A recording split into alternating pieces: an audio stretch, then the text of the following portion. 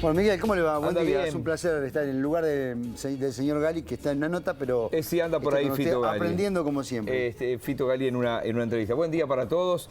Ha sido un día complicado hoy en París también. En este momento estamos llegando a las 2:30 de la tarde en la capital francesa. Se anunció hace poco rato que se terminó lo que fue un allanamiento masivo en una zona del distrito parisino de Saint-Denis, y allí oficialmente se ha confirmado la muerte de 2 personas, una mujer, como se dice en España, y tenemos una española hoy con nosotros, que se ha hecho estallar, son terminologías que nosotros no utilizamos en el momento que se vio rodeada el lugar donde vivía, con un cinturón de explosivos se ha hecho estallar.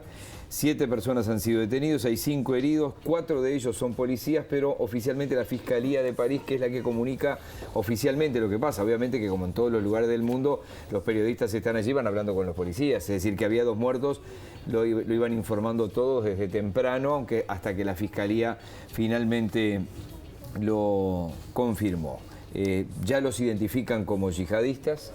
Los medios, no tengo el comunicado oficial de la Fiscalía, pero lamentablemente nos viene al pelo para centrar el tema por el cual hemos invitado a la magíster Susana Mangana. Susana, bienvenida. Hola, buenos días a los dos. ¿Cómo estáis, Miguel? Muy bien, muy bien. Susana Mangana es responsable de la Cátedra de Islam y Mundo Árabe del Departamento de Formación Humanística de la Universidad Católica, y además es profesora de alta dedicación del Departamento de Negocios Internacionales e Integración. Tiene una larga formación universitaria, obviamente, y tiene una gran mediatez en los últimos tiempos. Sí. O sea que mucha gente ya te conoce. Sí, que vale la pena explicar que la razón por la que me escuchan o me ven en este tipo de situaciones tan seguidos, porque hay una avidez de conocer, digamos, de parte del telespectador o del escucha de una radio, la que sea, por comprender cómo puede ser que estemos en esta espiral de violencia, esos videos que luego se hacen virales con tantos muertos en Siria, en Irak. Y bueno, yo creo que ahí mi obligación también como docente, alguien que conoce Oriente Medio, yo diría bastante bien a estas alturas, me parece que tengo que trasladar un poco de sosiego a la sociedad uruguaya también. Y vamos a aprovechar tu presencia para intentar entender lo que no está escrito. Porque uno puede leer algún blog y de repente se encuentra con algo que dice, bueno, ¿y dónde sale esto? Pero se encuentra con medios supuestamente más serios, y hay algunos que realmente son serios a la hora de cotejar fuentes y de publicar, más allá de los intereses empresariales que pueda manejar cada medio, tampoco hay que ser ingenuo. No. Pero hay preguntas que yo te pediría, además, como docente que nos digas cómo y por qué surgió el Estado Islámico. Bien. Que lo has dicho 100 veces, pero de repente con 2 minutos de esta introducción podemos avanzar con el tema. Claro que sí. El Estado Islámico, para empezar, hay que entender que es un nombre que ellos se han arrogado, que ellos se han dado el derecho a usar, pero no es ni un Estado ni es islámico. Ellos pueden creer que sí, evidentemente, porque son personas fanáticas. Nosotros, desde nuestra óptica occidental, incluso desde aquí, desde Uruguay, en el sur, ¿verdad?, como se suele decir, en el cono sur, los vemos como irracionales, pero ellos responden perfectamente a una lógica que para ellos es racional. ¿Qué son entonces el Estado Islámico, como ayer lo fue Al-Qaeda y sigue siendo? Son una agrupación yihadista, es una agrupación que cree estar en un combate abierto, todavía indefinido, en cuanto a sus objetivos, en cuanto al tiempo, la prolongación de ese combate, contra Occidente, contra su máximo exponente, que es Estados Unidos, su aliado en la región Israel. Van a combatir a las minorías dentro de casa, es decir, a aquellos que son musulmanes chiíes, por ejemplo, a quienes odian, o por ejemplo a otras etnias que allí habitan en Oriente Medio, los kurdos, o por ejemplo otras minorías religiosas, cristianos de Oriente Medio, en Siria lo hemos visto, en Irak, pero también a los drusos, por ejemplo, a los yazidíes.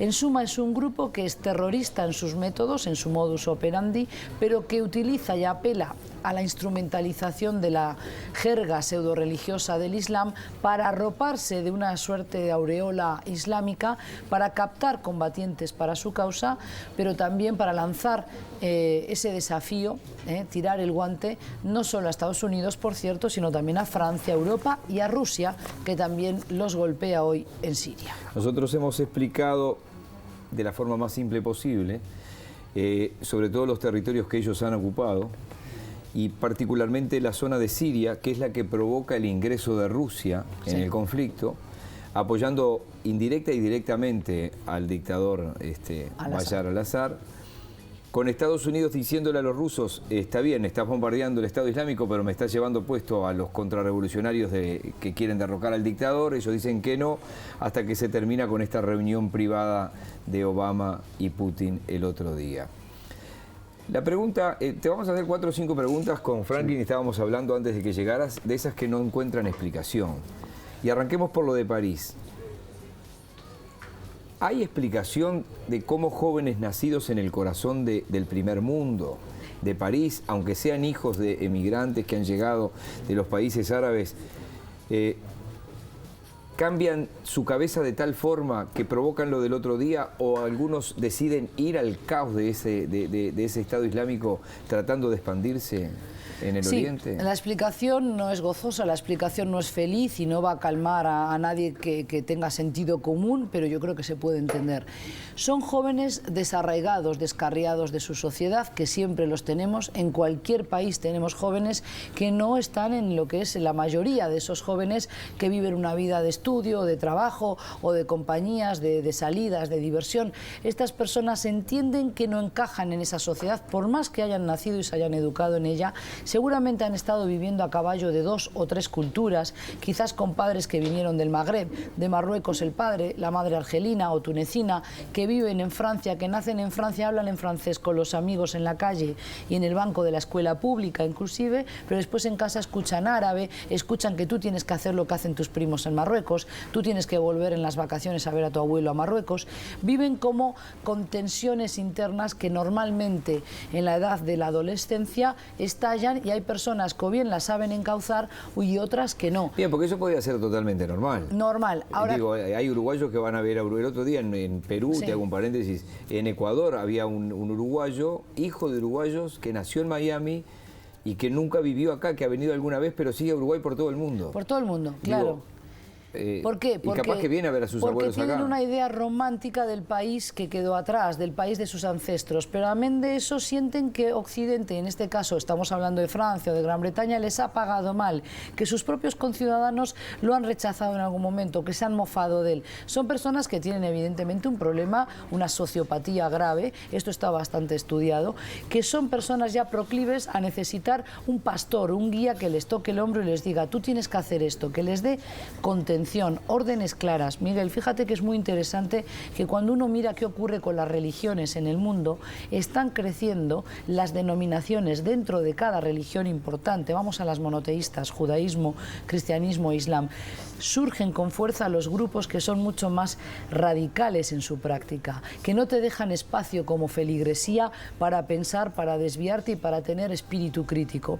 Y hay personas que no se saben manejar con esa libertad, que necesitan que tú le digas, Dios te dice tal cosa, claro, ven el domingo a misa, ven a tal hora, participa de esta célula, de esta comunidad. Estos jóvenes además tienen todo lo que es también la energía, a veces positiva, otras veces no, de querer hacer cosas importantes en su vida y no encuentran el éxito en el modelo que Occidente hoy está cultivando, que es el consumismo, que es el capitalismo rampante, el tener una titulación superior, comprarte un coche con 25 años, tener una esposa bonita. Pero eso pasa acá. Eso pasa acá. Pero no se van a... Exactamente. A pelear. Pero voy a llegar Te estoy dando como una línea de tiempo donde van abriendo puertas y van cruzando puertas y no retornan. ¿Por qué? Porque una vez que entras a una célula de estas, una secta, diríamos, donde lo que se busca es apartarte del mundo exterior y que vivas con los de adentro de esa secta, que eso también puede pasar aquí o en España o en Estados Unidos, ya no hay vuelta atrás porque no te dejan salirte del grupo. Entonces a partir de ahí aparecen los iluminados, aparecen esos pastores, esos guías que son exveteranos de algún combate, de alguna guerra en Afganistán, en Irak, y que te vienen a prometer tu cuarto de hora de gloria, que te dicen que vas a tener una misión importante, que vas a cumplir con Alá, que Alá te va a querer más, que además tú vas a salvar a los musulmanes del estado pecaminoso que es Francia, de que vas a vengar las muertes de niños en Siria y te proyectan imágenes horrorosas que que lo que te hacen es carcomer por dentro y sales a la calle con esa avidez, con la necesidad de dar ese golpe, de asestar un golpe importante. Quizás el único que puedas dar, porque sabes que después de eso viene la muerte. Pero estás feliz de morir. Esa es una diferencia entre el terrorista islamista y el terrorista común que podamos conocer en América Latina o en Europa. ¿Por qué? Porque los nuestros no quieren morir. Te matan a ti, pero quieren seguir viviendo. Y si pueden pedir un rescate y seguir viviendo fuera del país con ese dinero, lo van a hacer. Pero el yihadista... Pero no hay lucha posible con el que se quiere inmolar. ¿Qué claro le pongo, que no. Cadena perpetua, pena de muerte? Por eso hay que entender que hay terrorismos, ya hay distintas agrupaciones terroristas. A lo largo de la historia ha habido terrorismo de distinta clase. Digo, no hay lucha posible. Alguien dirá que los aplasten y se termina el tema. Claro, hay gente que dice eso, pero también hay que entender que el ojo por ojo lo único que hace y genera es más violencia, más odio, más resentimiento.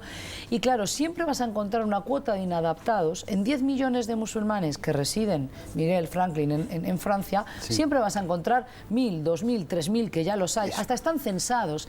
Lo triste aquí es que nuestro Estado de Derecho, que es algo a preservar en Francia, en Europa, pero también aquí en Uruguay, hace que muchas veces, aun sabiendo que tal persona ha experimentado una radicalización de sus creencias, hasta tanto no dé un golpe mayor, no se lo aprehende, o sea, no se lo arresta y no se lo envía a la cárcel. Personas de las que participaron en los atentados de París tenían un prontuario, habían estado acusados X cantidad de veces, pero no habían pisado la cárcel. Ahí es donde tenemos una falla. No se puede ser blando en el tratamiento de este tipo de personas que ya se han radicalizado, porque no hay negociación posible. ¿Por qué? Porque ellos son dueños de la verdad, tú no. Y como tú no respondes a su lógica, te apartan, te aniquilan. Yo lo comparo con el maltratador. El maltratador nunca dice yo maltrato porque me gusta. Te maltrata porque tú le das motivos. Él no es culpable, tú no estás haciendo las cosas bien. Pero no hay negociación posible con este tipo de radicales. Ahora bien, el combate, Miguel, ¿ha de ser solo por la vía de las armas? Ahí tenemos el desastre en el que nos encontramos. ¿Cómo surge el Estado Islámico? Del vacío de poder y del caos, primero de Irak, a raíz de la caída de Saddam Hussein y el desmantelamiento de las instituciones de Saddam Hussein, y del vacío de poder en Siria, producto de lo que fue la guerra civil, donde hubo injerencia desde el primer día. Rusia se suma ahora a los bombardeos, muy interesadamente, pero también apoyaba al régimen de los Assad, mandando misiles, mandando armas ligeras y pesadas, logísticamente, financieramente, todo este tiempo, los casi 5 años que dura ya la guerra civil de Siria. Desde abril del 2011, lo tengo catalogado.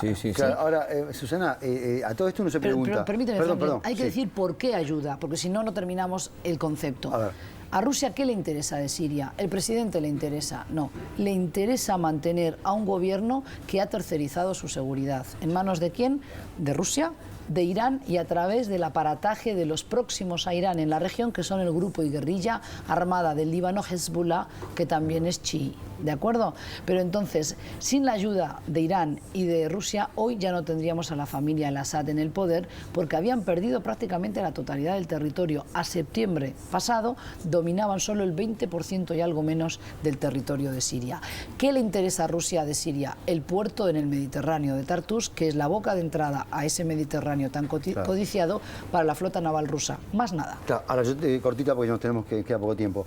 El tema de dinero, del apoyo económico, ¿de dónde viene? Porque no son tres loquitos armados. Fuentes. Por eso, pero ¿cuáles pueden ser? Para entender un poquito más. ¿Quién le compra el petróleo? Claro, ¿quién le compra el petróleo? ¿Por qué bancos y por qué tipo de transacciones financieras pasa la compraventa de ese petróleo? Bueno, ahí es donde tenemos que mirar hacia Turquía, mirar hacia Arabia Saudí, mirar a Qatar, a Kuwait, Emiratos Árabes Unidos, pero también a los servicios de inteligencia típicos y clásicos de la CIA, de Gran Bretaña, de Israel, Mossad. Porque, a ver, al Estado Islámico hoy se lo quiere combatir, pero en su momento era utilitario para los fines de estas monarquías petroleras que querían derrocar al régimen de los Assad, solo que como siempre pasa y pasó con Al-Qaeda, con los talibán, por ejemplo, y con Bin Laden más que Al-Qaeda, son personajes que después toman vuelo propio, ¿verdad? Claro. Pero ahí es donde tenemos que culpar a Occidente por sus políticas cortoplacistas que finalmente nos embretan a todos en esta suerte de guerra mundial, pero el combate al Estado Islámico tiene que venir por la otra vía. Si no evitamos que haya radicalización de los jóvenes que nacen en Francia, en Bélgica o en Gran Bretaña, no vamos a poder terminar con la radicalización en el Islam. El riesgo cero se acabó, murió, pero entonces para ello hay que invertir más en educación, en vivir en la multiculturalidad. No alcanza con darles ayudas económicas, una casa, gratuidad en la salud o en la escolaridad.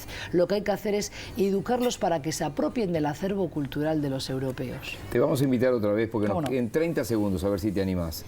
¿Estamos frente a una escalada aliada de alguna forma que busque aplastarlos realmente? Sí, sí, yo creo que Francia sola en esto no va a poder hacerlo, pero además va a exigir que se lo acompañe. Ahora, esa escalada hacia dónde nos lleva, mayor cantidad de atentados. No será ni la semana que viene ni dentro de 2 semanas, pero en unos meses tendrás otra voladura de algún edificio, Charlie Hebdo, de una redacción, o simplemente atentados en territorio europeo, porque hay una desterritorialización del Islam. Bien, había quien me decía que cuando se rindió Japón, que aquellos kamikazes se iban a meter en Estados Unidos y nunca pasó. Hay otros, los judíos me dicen, nosotros no vamos a Múnich y a Berlín a inmolarlos por lo que pasó hace 70 años, en fin, pero el mundo cambió.